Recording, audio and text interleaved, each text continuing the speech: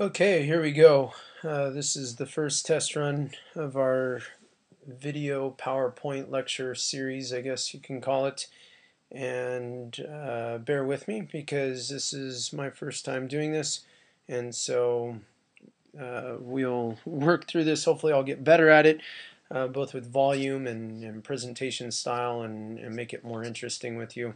As I learn the software, I'll be able to include things, embed videos into the PowerPoint and all sorts of things. So, bear with me, and I'll get us there where it's a little bit more interesting for you as you're sitting on the other side of a computer, listening to me as I talk. I hope that it is a great learning tool for you, and one of the things that I'm hoping is uh, that you're able to have a little bit more control over a lecture. So anytime during the lecture you can pause, you can rewind to listen to a segment that didn't make sense to you, or a segment that you zoned out on.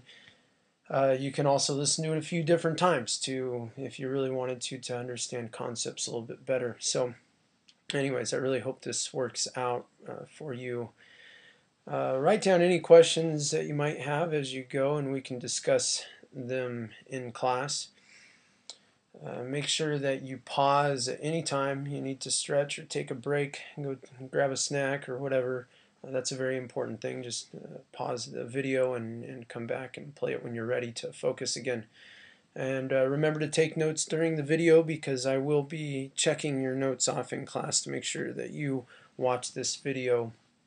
And so make sure that you're taking notes during this time.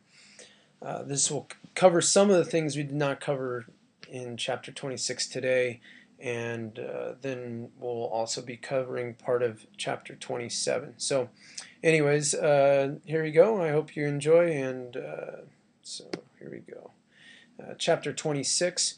We already talked about this, but what is an animal? So animal is a few things, has a few distinct characteristics. First, it's multicellular, so it has many cells. It is eukaryotic, and so the cells have a nucleus. The cells also lack cell walls, so plants and fungi have cell walls, but animals do not. Instead, animals only have a cell membrane.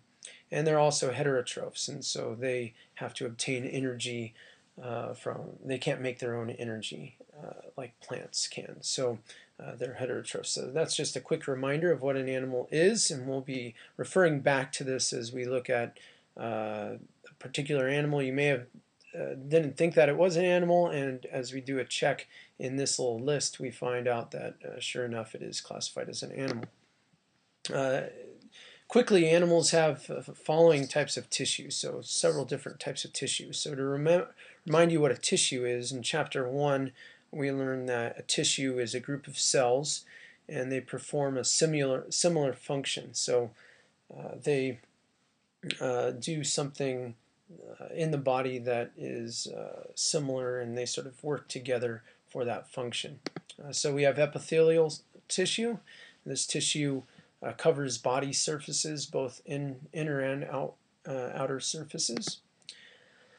Muscular tissue, and what this muscular tissue does, it has proteins in it that enable the cells to contract, and this serves many purposes for animals, and you can probably list them off yourself, but this includes your ability to eat, escape predators, keep you warm, enables you to blink. I mean, you name it, and muscular tissue is there to help.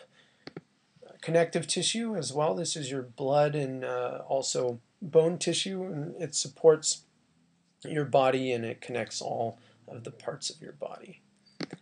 Then nervous tissue, which is very important for animals. Plants do not have nervous tissue, but animals do, and this carries information throughout the animal's body and is very important for responding to stimuli. So we didn't talk about this in class today, but we've talked about that there's over 2 million species on Earth that scientists have described, and scientists estimate that there's between 10 million and 100 million species on Earth. And so of the 2 million species described so far, over half are animals, and then about 1 million of those species are invertebrates, and they're called insects. So the majority of the species described are insects, and they're invertebrates.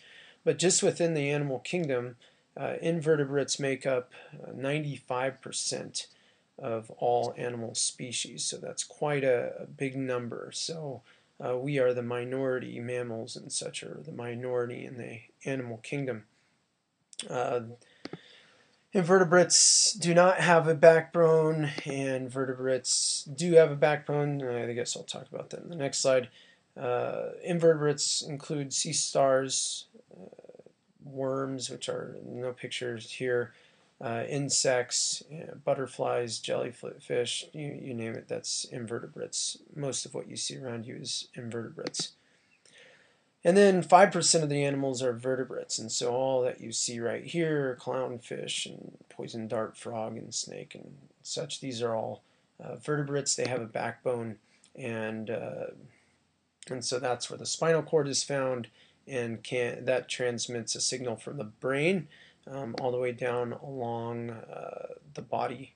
And so this includes all the other animals: fishes, amphibians, reptiles, birds, and mammals.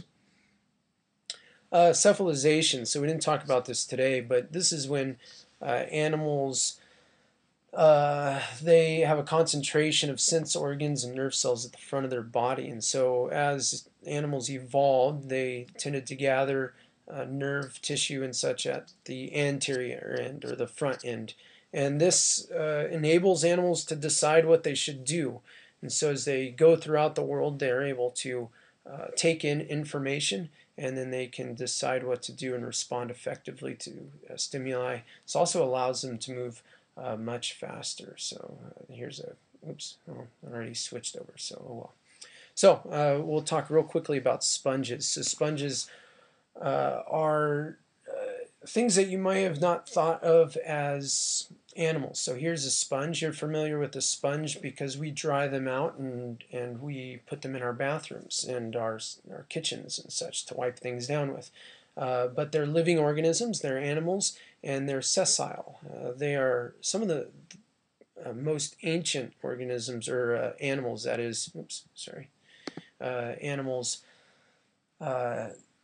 and they've been around on Earth for at least the last 540 million years, so for quite some time. So obviously, so one unique characteristic of this animal is that it's attached to the substrate. So it's a sessile organism. We call it a sessile organism. It's attached for its whole adult life to a single spot, to the substrate.